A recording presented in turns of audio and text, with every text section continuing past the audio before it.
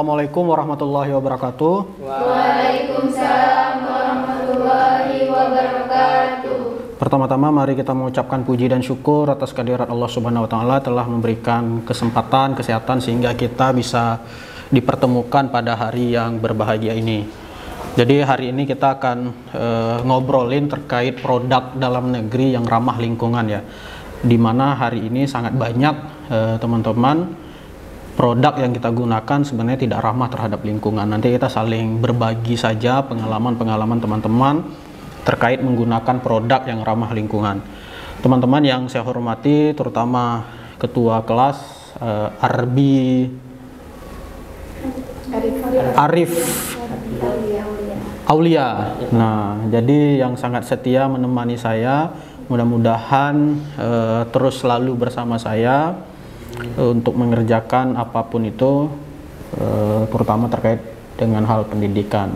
Sebelum kita mulai, kita berdoa dulu ya agar hari ini mendapatkan keberkahan. Berdoa dipersilakan.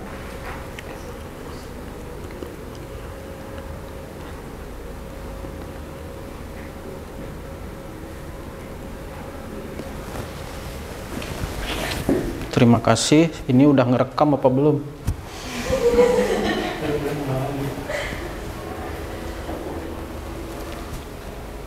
Sudah.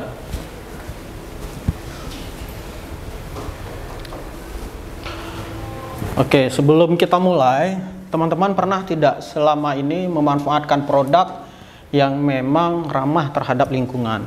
Artinya produk itu tidak mencemari lingkungan, tidak membuat polusi udara, tidak membuat polusi air, tidak membuat polusi tanah kita, ataupun tidak membawa penyakit terhadap makhluk hidup, baik itu tumbuhan, baik itu hewan maupun manusia. Teman-teman pernah menggunakan produk itu dalam kehidupan sehari-hari atau dalam aktivitas sehari-hari? Ada? Belum pernah? Ibu pernah? Oke, kenapa selama ini belum pernah menggunakan produk yang memang ramah terhadap lingkungan? Ya, silakan. Karena kita di dalam negeri ini kebanyakan barangnya dari luar, sehingga kita ini emang suka yang lebih mudah sih Pak, mudah ditemui daripada kalau yang dari yang ramah lingkungan ini kan harus kita buat sendiri. Kalau yang dari luar negeri itu udah ada, orangnya tinggal beli aja.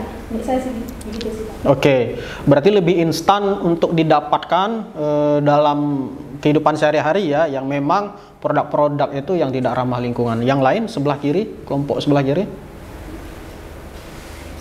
ada? Apa yang membuat teman-teman selama ini kesulitan menggunakan produk yang ramah lingkungan, terutama produk dalam negeri?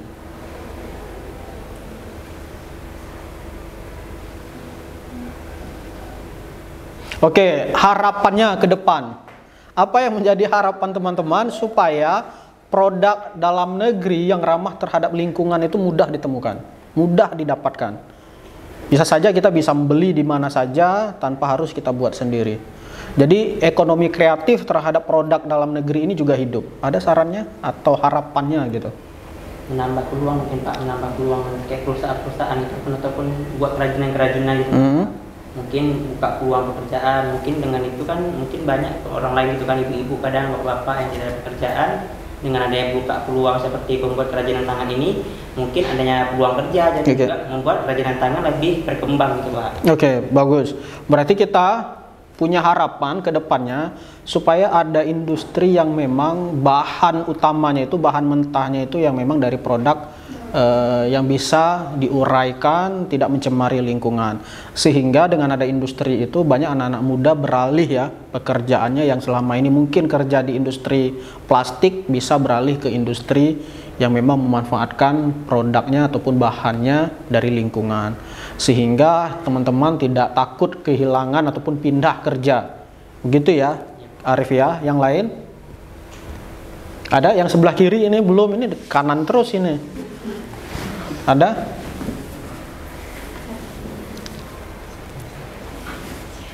Oke, kalau tidak ada, nah tadi dari penyampaian teman-teman ini sangat bagus ya. Yang pertama tadi memang kita sulit, itu memang fakta ya. Jadi kalau kita pergi ke minimarket itu sangat sulit mendapatkan kasirnya itu menawarkan bahan ataupun goodie bag yang bisa dipakai berulang ataupun yang memang bisa diuraikan begitu. Itu yang pertama. Dan kemudian selain di minimarket, di pasar-pasar juga itu kita sulit menemukan tas-tas yang bisa kita manfaatkan seperti itu. Nah, betul yang dibilang teman tadi, siapa namanya? Zulfa, bahwa memang kalau di saat ini di daerah kita harus memproduksi sendiri. Sedangkan kita bahannya juga sulit didapatkan, mungkin kita harus mencari ke pesisir dan itu tentu harus izin lagi segala macam ya. Dan itu juga menjadi kendala bagi kita. Dan kemudian kita juga punya harapan supaya ada industri yang memang fokus gitu, yang mencari lahan yang selama ini memanfaatkan dari daun sawit kah. Jadi PT-PT yang menanam sawit itu memberikan peluang pembinaan kepada masyarakat sekitar supaya bisa memproduksi ekonomi kreatifnya itu melalui daun-daun ataupun melalui bahan-bahan yang dihasilkan dari sawit, bisa saja dari membuat pupuk dan sebagainya.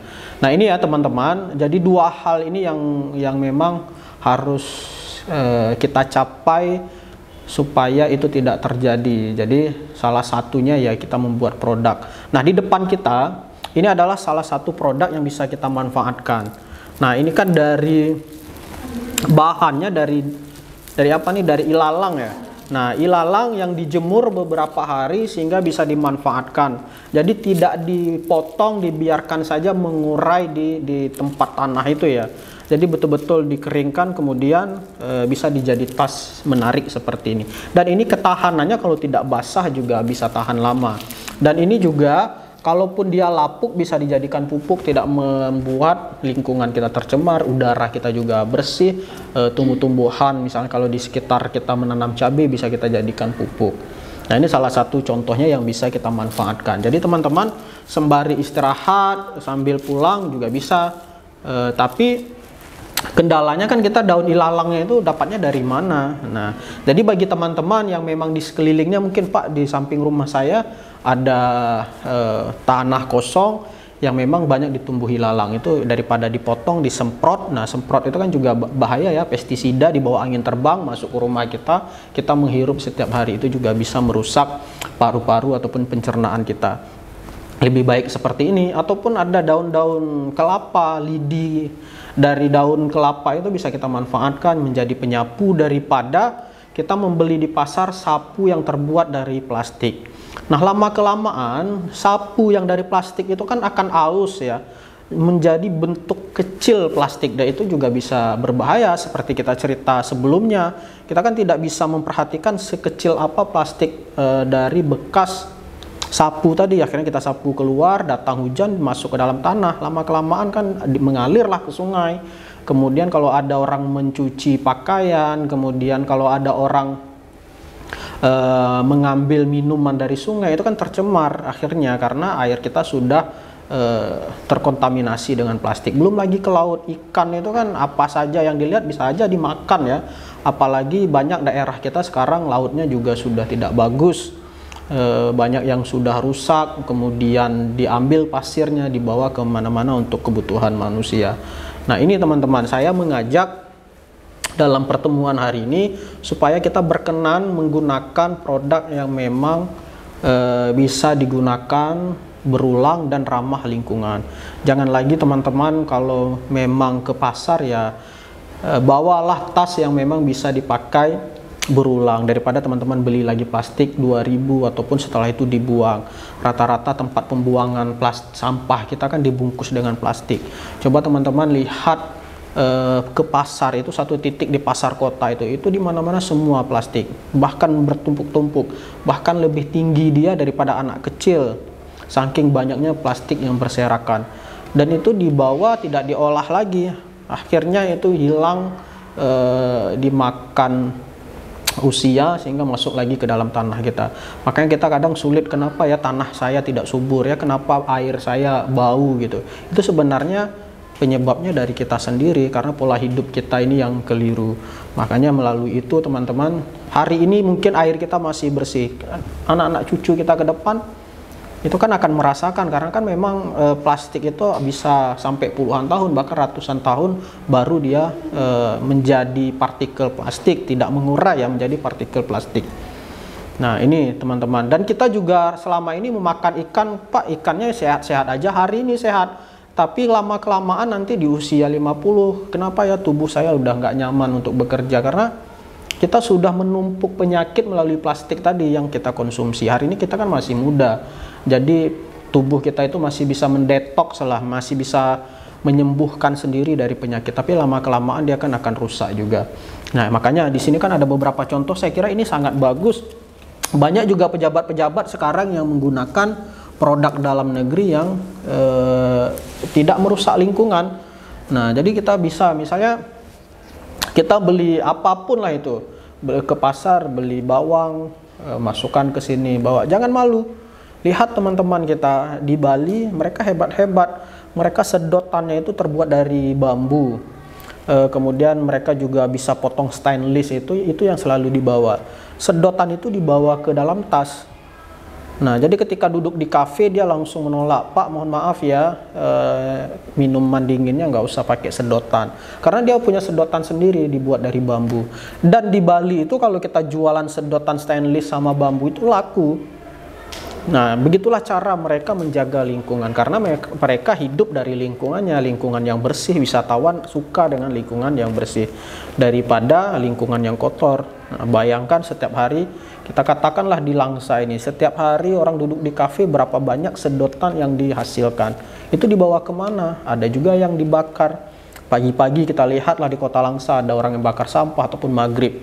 Jadi kalau di Bali itu orang pagi-pagi itu kan meditasi, mengharap udaranya bersih. Nah makanya mereka melarang, sangat dilarang, bahkan beberapa daerah, beberapa desa itu nggak boleh bakar sampah. Nah itu merusak udara mereka tercemar. Makanya kita sangat penting teman-teman, sekali lagi saya mengajak, ini memang berat, kadang malu, memang kita kan malu, ini kan lebay gitu. Nah ini ya teman-teman, kalau omongan orang memang kita nggak akan habis diomongin orang. Kita berpakaian bagus dibilang pamer, kita berpakaian jelek dibilang miskin, kita pakai motor baru dibilang sombong juga, kita jalan kaki dibilang diejek, oh nggak bisa sanggup ini segala macam. Nah itu makanya kita banyak bicara nanti dibilang ini itu, kita diam pun salah, jadi semua aja ada yang kurang. Nah makanya jangan terpaku dengan omongan orang, tapi betul-betul apa yang bisa kita lakukan ya kita lakukan. Jujur kita nanti dibilang naif, Allah itu pun ya, kan banyak orang ngomong gitu ya. Nah kita bohong nanti dibilang kita culas, jadi serba salah. Nah baik pun dibilang so alim, nggak baik pun dihina, jadi maunya seperti apa? Nah makanya kita harus komitmen sekarang, jangan peduli dengan omongan orang, kerjakan apa yang memang menurut kita baik. Harapannya kota Langsa ini bisa kuranglah sampahnya, terutama sampah plastik. Gitu ya teman-teman. Ada pertanyaan? Atau ada saran? Pak saya pernah melakukan ini, memang saya tidak lagi menggunakan plastik. Ada nggak? Itu di dalam tasnya apa? Botol minum? Apa payung? Ya, boleh cerita kenapa bawa botol minum? Kita berapa orang bawa botol minum di sini? Ya, ibu dulu, kenapa membawa botol minum? Kenapa nggak beli air mineral aja di apa namanya, di kaki lima, di kios kecil-kecil itu? Bisa jelaskan apa tujuannya? Karena kalau kita beli botol minum di luar itu kan sampahnya numpuk gitu Pak. Jadi kalau bawa minum dari rumah kan ya botolnya aja satu, kemudian isi ulang. Oke, bagus. Selain itu ada? Apakah ibu merasa, oh Pak selama saya bawa tumbler ini jajan saya juga hemat? Ada nggak pernah seperti itu? Ya, salah satunya itu juga. Oke, jadi bisa meningkatkan ekonomi kita bisa hemat, kemudian lingkungan kita juga bersih dari plastik. Kemudian ibu?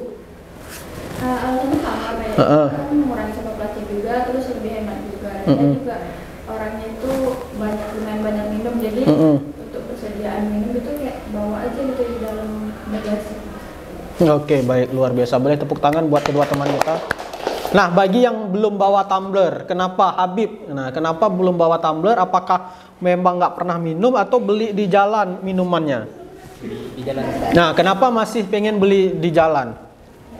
Apakah belum pernah mendengar bahwa ternyata kalau kita nggak beli minum di jalan itu, kita lebih hemat gitu, dan lingkungan kita itu bersih? Atau bagaimana? Atau belum paham terkait hal itu? Hemat kita, habis itu kan kena hati. Malu ya, masih ada perasaan malu. Oke. Terus? Udah gitu aja coba. Oke, berarti ada malu ya. Nah, ini makanya saya sampaikan tadi, jangan dengar omongan orang. Nah, jadi dibilang nanti Habib beginilah kayak cewek ya, yang untung kan kita juga. Nah, lebih baik seperti itu. Omongan orang itu nggak akan pernah habis. Nah, ada aja dilihat kekurangan kita. Baik pun kita dilihat orang buruk, gitu ya. Terus yang lain sebelah sini ada? Ya, silakan. Sebenarnya niat untuk membawa minum itu ada Pak, cuma kan karena kegiatan tadi kan nggak sepadat yang seperti biasanya. Karena biasanya kan kalau kuliah kan ada yang sampai 3 MK masuk, mungkin itu ada persediaan minum ya kan. Cuman kalau 1 MK ini rasanya kayak pulang cepat ya udah nggak haus gitu. Oke, kalau ada beberapa mata kuliah? Bawa. Oh, tetap bawa. Oke, yang lain? Alasannya tidak bawa kenapa? Atau memang belum pernah bawa? Nah, misalnya kayak di luar itu, mereka menenteng air mineral. Kenapa? Karena mungkin mereka merasa itu lebih instan Pak. Lebih instan ya. Beli lagi mampir. Ya, orang tua pun kaya ya, cukup lah ya. Oke, nah teman-teman jangan tergoda ya dengan kehidupan orang. Walaupun kita punya uang banyak ya, kita mulailah dari sekarang ya. Bayangkan kalau setiap hari kita menghemat 4.000, kalau ada sebulan udah berapa uang kita. Dan kemudian kalau kita tidak menggunakan plastik, berapa banyak sudah lingkungan ini yang tidak kita cemari itu ya. Dan saya mengajak sekali lagi teman-teman, mari sama-sama kita memanfaatkan produk-produk yang memang tidak merusak lingkungan kita, terutama produk dalam negeri. Jadi jangan malu dengan apa yang kita miliki, harus bangga punya produk dalam negeri. Sama juga kita menggunakan pakaian, orang luar itu kan bangga dengan produk mereka.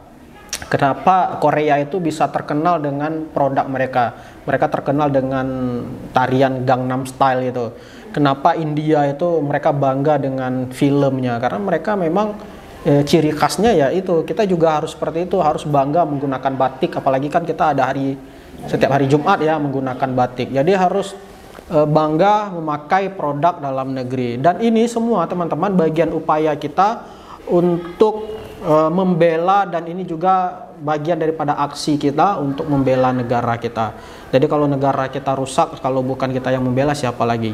Sebenarnya merusak negara itu bukan hanya penyebaran hoax, bukan hanya perpecahan, bukan hanya perperangan, tapi kita merusak lingkungan kita juga bagian daripada merusak negara kita. Salah satu cara kita membela negara kita, aksi yang bisa kita lakukan inilah menggunakan produk-produk yang memang bisa didaur ulang, yang bisa kita manfaatkan berulang kali dan tidak mencemari lingkungan. Gitu ya. Jadi kita harus cinta terhadap tubuh kita, cinta terhadap lingkungan kita, cinta juga terhadap Tuhan kita. Sekali lagi saya mengajak teman-teman, mari kita manfaatkan produk-produk yang memang tidak mencemari lingkungan. Itu saja dari saya untuk pertemuan hari ini. Terima kasih banyak. Saya akhiri. Assalamualaikum warahmatullahi wabarakatuh. Waalaikumsalam warahmatullahi wabarakatuh.